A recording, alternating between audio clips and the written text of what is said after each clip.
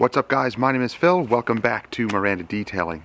What you just saw was 2 weeks after we applied XOV3, I know, it's V3, but XOV3 on top of the entire hood. One half, the passenger side, was wiped down with the typical panel wipe, IPA wipe down after polishing. The other side was simply polished with Extreme Solutions Finale and then wiped off, and the coating was applied right on top of it with no IPA. Why did I do that? It was to test whether that polish needed an IPA wipe down or not. So now it was 2 weeks, it's been sitting outside for the entire time. Of course it sat overnight to cure, 24 hours, and then for the rest of the 2 weeks it was out here in the elements. And it took multiple rainstorms and all sorts of stuff, the weather, trees, gunk sitting on it. And, well, after 2 weeks, so far, nothing has degraded. They look exactly the same to me. Now, you may look at it and say, oh, that one side looks a little worse than the other. If you're here in real life, you'd know what I mean. There's absolutely no difference whatsoever. In fact, they feel the same. The beading is the same. The sheeting is the same. And we just washed it with Turtle Wax Max Power Shampoo, and it's pretty much undiluted in the foam cannon, so it's at its strongest dilution ratio, and foamed it, and still the results look pretty awesome. So here's the hood. We just power washed it. It's cleaned, and it's still extremely slick and feeling really nice. It washed off easily, it's beading, and it's sheeting. I'm going to mist it here from a distance and see if we can produce some beads.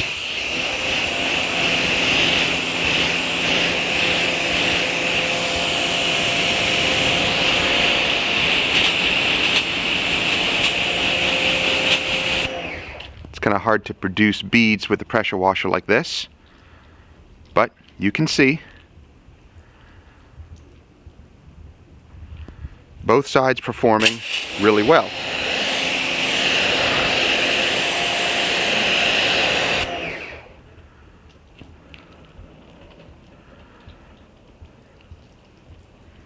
Now granted, the XOV3 that I had in the bottle is old, so it's not exhibiting the super tight beading and high contact angle as the new XOV4 would, but still, this is just a test to see whether it would bond to the paint.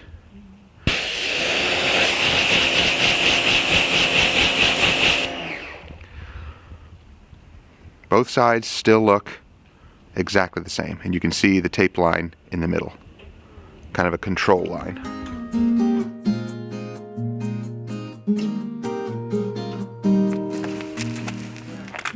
So here's a good opportunity to try out my new undercarriage washer. So I don't do these that often because people usually don't ask for them, but when they do, I have now a washer to do that. So this one is relatively inexpensive. You don't have to go super expensive. It has these nice large rubber wheels for you mobile detailers or detailing in a shop. When you're doing undercarriage washes, 98% of the vehicles are going to be this distance from the ground. So this comes with 3 extension rods and the bent one here. Of course, you put your gun into it and you can lower it right under the vehicle. So I haven't tested this yet, so let's just see how it works. And you can add as many extensions as you want, so it doesn't really matter.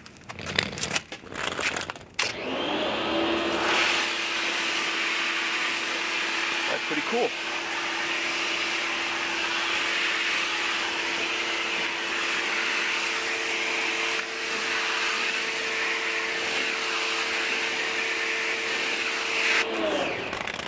Well, that's pretty cool. It actually works really nice.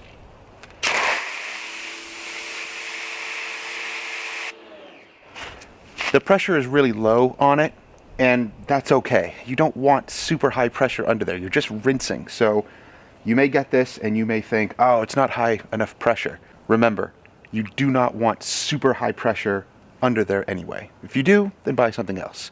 If you want something reasonable, this actually will get the job done. Now, this little head here also maneuvers, so you can go straight or you can go down this way, and it becomes kind of like a power broom.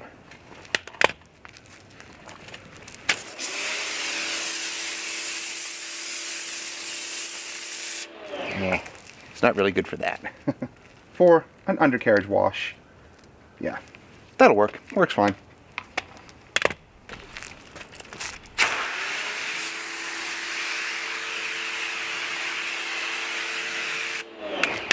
It has high enough pressure to clean. No problem there. So, yeah, this will actually work really well. Good, I'm glad I got it. Oh yeah, so the paint feels really good when drying it. Excellent.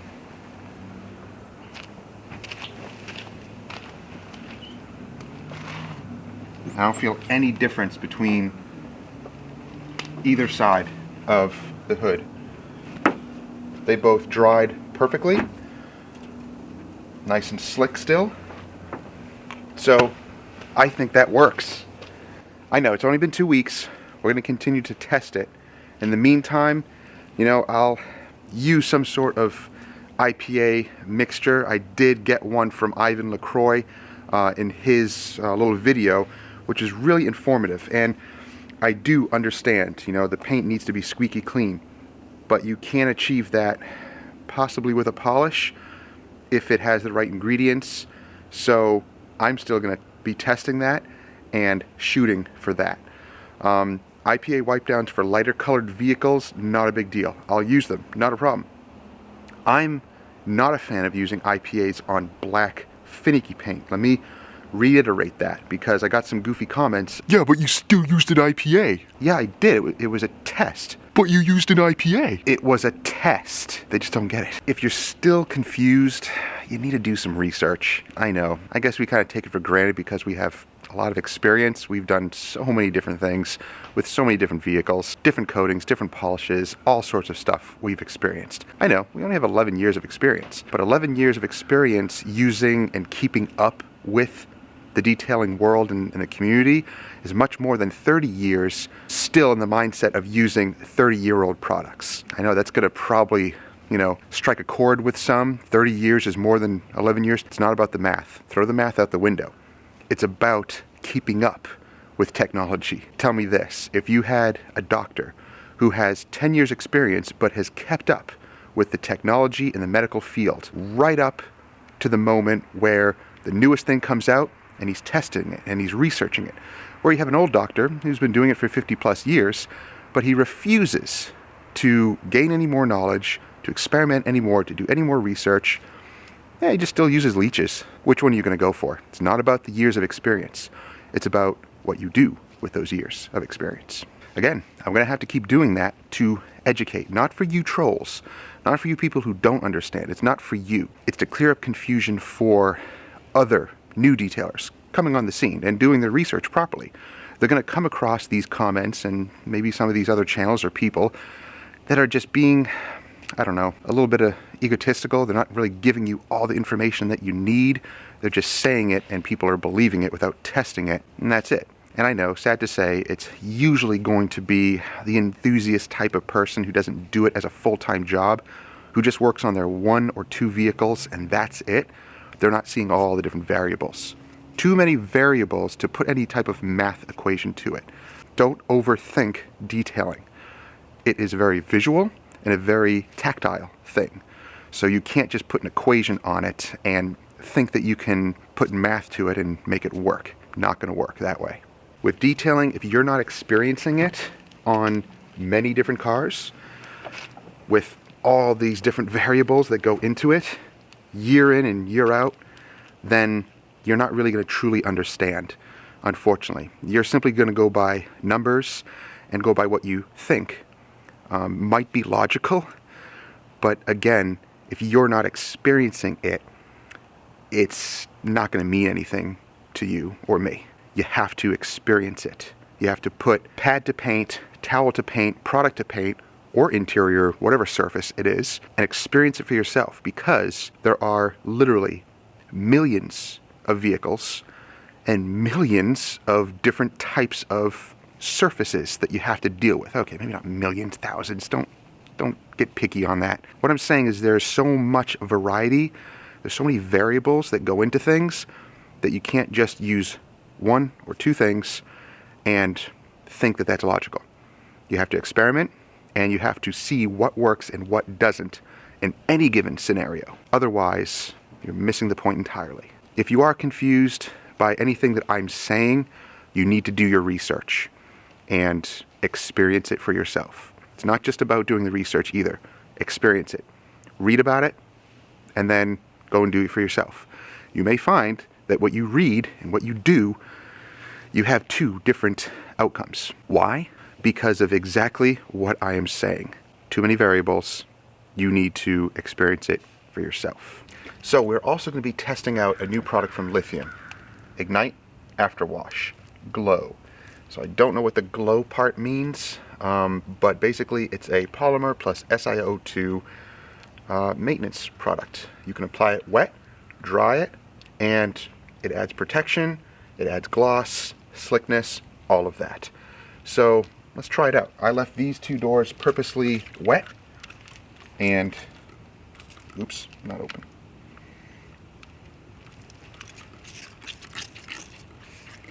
And I'm going to wipe down, ooh, that smells nice, the panel with a nice fluffy towel. Seems to dry really well, so that's good. I didn't have anything on this door, so the water was just hanging there. And as it dries, I can feel that the panel gets really slick. So yes, I'm using it as like a standalone type of product, a drying aid, and it is a little chilly out, so we'll see how this stuff responds in sun and heat. But for mobile detailers, it could be something really, really nice. It's really nice and slick, so that's good. And this can go on everything. Paint, plastic, glass. You know, on glass, sometimes you have to be wary of some streaking that may occur no matter what. And that could just be due to your towel or just over application. On glass, you see a lot more than paint, obviously, because it's transparent, you see through it. You can see a lot more smearing on the glass.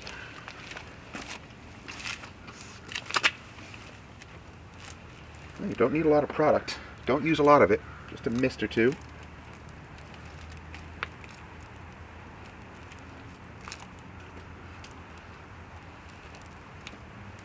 Yeah, that feels really nice. Alright, good. Let's just use it on the glass, see what it does. Very light application. Not heavy whatsoever.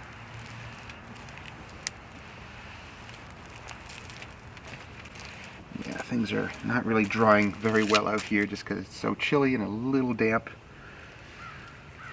We'll see how this protection lasts.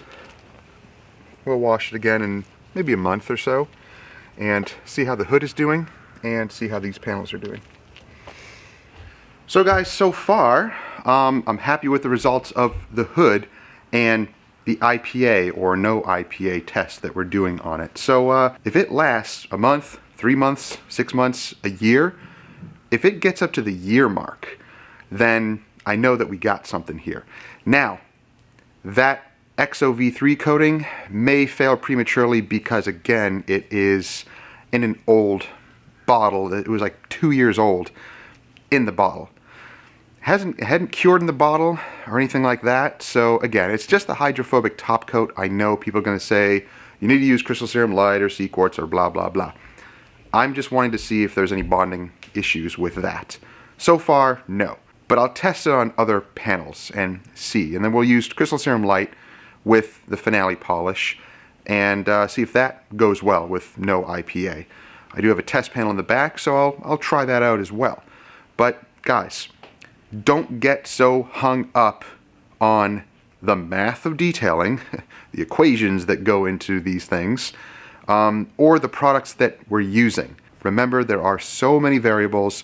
it can be very difficult to test things. Testing things in a scientific way, in a controlled environment, in a lab, very different from testing things out in the field. Very different. In fact, the scientific method is going to include field testing. If it does not, then those results are skewed. It needs to be field tested. So, field testing is part of the scientific method. Argue all you want. That is a fact. You need to test products out in the real world before you can make any claims. So, and also with all the different variables. And you can't even test all of those different variables. You can't. You can't test it on thousands of different vehicles in so many different climates, under all sorts of different trees, in all sorts of different weather, in different countries where you have acid rain, or someone washing it with well water, or untreated water, or treated water, with all these different shampoo. Guys, the list goes on and on and on. Those variables will change everything. So all of your so-called math means nothing. You test it for yourself. You find what works for yourself, and you stick with it. If it's beating water, whatever product you're using, if it's beating water, you're washing whatever shampoo you use, you enjoy it, you like it, great. You continue using it. Don't force it on someone else where the results may vary. A lot of people like Reset, CarPro Reset. Yeah, it's a great soap, but it's no magical potion. If you test everything with that, okay, great. But what happens when you change a shampoo and it's a shampoo that a normal person uses to wash their car with, and you detail it with a certain protectant, and now the protectant seems stripped, or there's residue, or there's something else there? So how do you test that? Are you going to go to your customer's home and raid their cabinets and make sure that they're using the right shampoos and the right products and the right towels? Be my guest. If you don't understand something, ask a genuine question, but keep your minds open and understand I'm drawing knowledge from our own experience and all the other detailers that I have talked to and have seen do certain things. Tried it for myself, and it works. There are things that some detailers have done that I've tried that didn't work for me. Worked for them, great. Didn't work for me. I didn't bash them for it. I didn't tell them to do something else. I don't even comment on other channels if I see something being done maybe incorrectly, or at least I think it's incorrectly, or I wouldn't do that. I'm not going to leave a comment and push my agenda on them. Don't do that. That's not really spreading knowledge. That's just bullying. Doesn't make sense. You try it for yourself. If it works, great. If you want to suggest a product that you like that works, okay, great. But it doesn't mean I'm going to go and get it, because, again, I'm still doing this as a business. So if I have something that already works, great. All the different products that you see me use, like even lithium, they sent me this. I didn't ask for it. So they sent it to me, and I'm testing it and using it. If I like it, great. If I don't, it'll probably sit in the shelf for a little bit, and then I'll use it for something else. Doesn't matter. So I'm giving you my honest opinion on it. They're not paying me to do this. In fact, no company is paying me to say something that they want me to say. I'm not going to do it. Some companies have wanted me to do that, and I refused. So don't get hung up on that. I'm not getting paid to do this. Remember, YouTube is a secondary thing here. I kind of do it for fun. Yeah, it draws a little bit of income for me. Detailing is my bread and butter. That is my business. That's what I've been doing for 11 plus years. You do what you want in your detailing world, and I'll do what I know works in mine. Again, any goofy comments, deleted, blocked. If you ask some ridiculous question or some ridiculous comment that you posted on there and I haven't responded to you, it's probably because I blocked you from the channel, which means you can just comment all you want, but no one's ever going to read it. You see the comments, nobody else does, not even me. Block it, and it's out of sight, out of mind. I don't deal with bullying and negative comments that are so, what's the word? Ignorant. I think you're looking for ignorant. Yeah. So, I know. People are going to say, oh, it's getting to me and all that. It does get to me to a degree, but I'm going to flip it around and use it as a teaching tool for guys who are new to detailing and who need to learn these things, and so as not to cause confusion, because those comments and these people who think they know what they're talking about can cause confusion because they're pushing their agenda on people and their ideas when they could be quite misinformed. Don't always believe what the forums say. Writing things in the forum is very different from showing you things on camera. So guys, take that for what it's worth. Remember, try things out for yourself before you make comments. And if you don't have extended knowledge or experience with certain products, tools, or whatever, well then, do your research and try things out for yourself. Put pad to paint, product to surface, and then you'll see what we're talking about. So guys, Avalon is all washed up, and I should probably clean mine. It's time for lunch. We'll see you guys later. Have a great week.